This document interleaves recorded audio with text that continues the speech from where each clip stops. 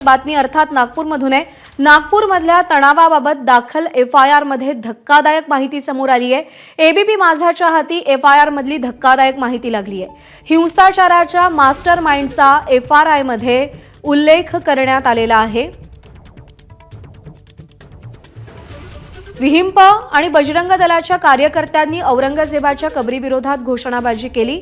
FIR नुसार फहीम शमीम खाननं जमाव जमवल्याचा आरोप करण्यात आलाय।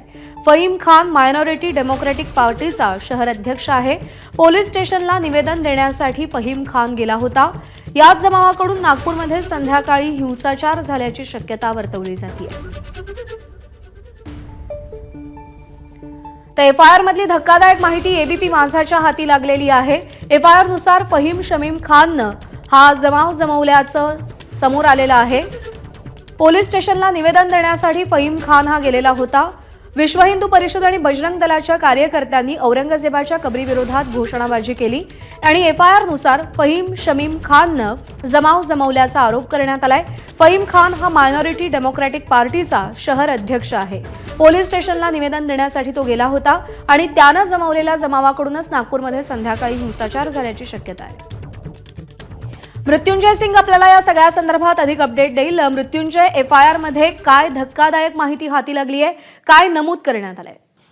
नक्कीच गणेशपेठ पोलीस स्टेशनमध्ये जे एफआयआर नोंद करण्यात आलेला आहे यामध्ये 51 लोकांवर एफआयआर नोंद करण्यात आलेला आहे। पण सर्वात मोठा म्हणजे या जे दंगाई जे आहे यांचा जे नेता आहे त्याचं नाव समोर आलेलं आहे। हा नेत्याचं नाव आहे फहीम खान शमीम खान। हा 38 वर्षाचा आहे आणि हा एक पॉलिटिकल पार्टी जे रिजनल एक पॉलिटिकल पार्टी आहे मायनॉरिटी डेमोक्रेटिक पार्टी, तो पार्टीचा शहर अध्यक्ष आहे। 38 वर्षाचा आहे फहीम खान आणि यांनी सगळ्यात पहिल्या सकाळी 11 वाजता शिवाजी चौकवर जमा होऊन 30 ते 40 लोकांना जमा केला आणि तिथे पोलिसांना निवेदन केलं की हे जे बजरंग दल हिंदू परिषदचे लोक आहे ते आमच्या इस्लामचा जे झेंडा आहे किंवा जे इस्लामचे आयत लिहिलेलं आहे ते कपडे जाळण्याचं काम करत आहेत। त्याच्या तक्रारीवर पोलिसांनी गुन्हा नोंद केला होता आणि पोलिसांनी समजावून सगळ्यांना वेगवेगळ्या रस्त्यावर जायला सांगितलं होतं। मुस्लिम पक्ष आपल्या घरी गेला होता, हिंदू पक्ष आपला, पण तरीही संध्याकाळी 4 वाजता ह्या फहीम खानने आपल्या इतर लोकांनी जमा केला। ते 100पेक्षा जास्त लोक जमा झाले आणि संध्याकाळी आपण पाहिलं की 7 नंतर जेव्हा रोजा संपला, इफ्तार नंतर जे नमाज झाली आणि नमाज नंतरचे सगळे दंगल करणारे जे तरुण आहेत ते रस्त्यावर आले आणि जाळपोळ करायला सुरुवात केली। हा तो परिसर आहे, मस्जिद आहे, तो मस्जिदच्या बाहेर जेव्हा एकदा सगळे जे दंगली करणारे तरुण आहे, युवक आहे ते बाहेर आले आणि हा जो फहीम खान आहे तो त्यांना प्रवृत्त करत होता। कारण तो सांगत होता, जे सूत्रांकडून माहिती मिळत आहे की तो सांगत होता की हे जे पोलीस आहे ते हिंदू लोकांची पोलीस आहे, आमची मदत करत नाही आहे आणि हेच पोलिसांनी जे आपल्या इस्लामी कपडा आहे ते जाळण्याचं काम केलं आहे असं प्रवृत्त करत होता। म्हणून ही जी घटना घडली आणि संध्याकाळी 100-200पेक्षा जास्त जे दंगल करणारे तरुण आहेत ते जमा झाले होते आणि या परिसरमध्ये त्यांनी दंगा करायला सुरुवात केली। हा जो नेता आहे 38 वर्षाचा फहीम खान शमीम खान, हा ह्याच परिसरचा राहणारा नेता आहे। तो मागचा जो विधानसभा निवडणूक होता, तो मागच्या विधानसभा निवडणूकमध्ये त्याने निवडणूक ही लढली होती पण त्याचा जमानत जप्त झाला होता। पण आता हा दंगल करणारे लोकांचा नेता म्हणून समोर आलेला आहे, याचं नाव समोर आलेलं आहे आणि याच्यावर आरोप असा आहे की हा प्रवृत्त करत होता। कारण हा वारंवार सांगत होता की हे जे पोलीस आहे, हे जे पोलीस हिंदू लोकांची पोलीस आहे आणि म्हणून महिला जी पोलीसकर्मी आहे त्यांच्यावरही छेडछाड करण्यात आली, त्यांचा कपडा त्यांच्या वर्दीवर हात लावण्याचाही प्रयत्न झाला होता। तर हे जे तक्रार आहे ती समोर आलेली आहे, याचं नाव समोर आलेलं आहे।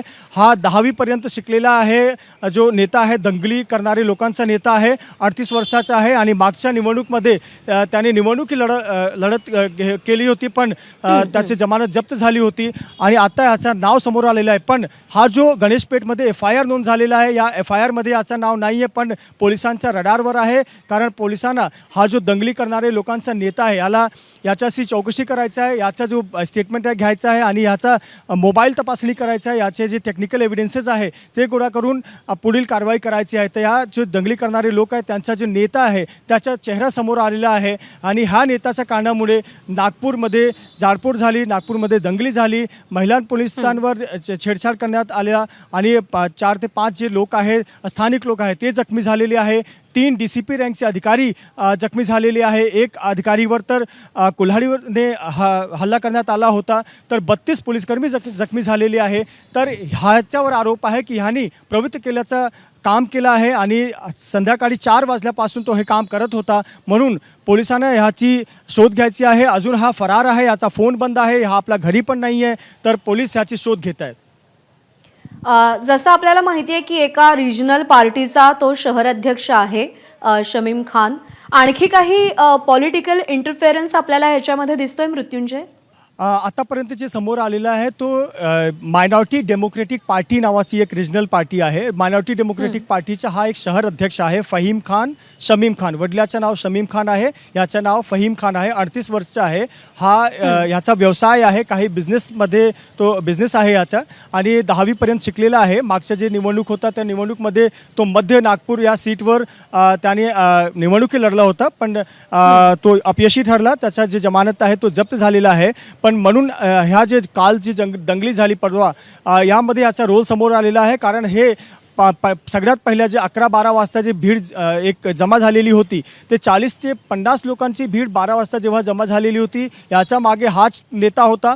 आणि नंतर जेव्हा पोलिसांनी FIR नोंद केली, तरीही मस्जिदमध्ये येऊन 4 वाजता हे शेकडो लोकांना जमा करत होता, व्हॉट्सअपवर मेसेज फिरवत होता, आणि व्हॉट्सअपवर मेसेजच्या आधारावर दुसऱ्या मस्जिदमध्ये जाणारे जे तरुण आहे ते ह्या महाल परिसरमध्ये जो मस्जिद आहे तिकडे जमा झाले. आणि संध्याकाळी आपण पाहिलं की 7 वाजता नंतर एक दंगलची सुरुवात झाली, आणि हा दंगल करणारे लोकांचा नेता जो आहे त्याचा चेहरा समोर आलेला आहे. बरोबर आहे. त्यामुळे आता त्याची पार्श्वभूमी कळलेली आहे. अर्थात ज्याने पोलिसांविरुद्ध चिथावणी दिली आणि ही दंगल भडकवली, त्या विरोधात नेमकी काय कारवाई केली जाते हे पाहणं महत्त्वाचं आहे. मृत्यूंचे अपडेट जाणून घेत राहू. तुर्तास धन्यवाद. ABP माझा, उघडा डोळे बघा नीट.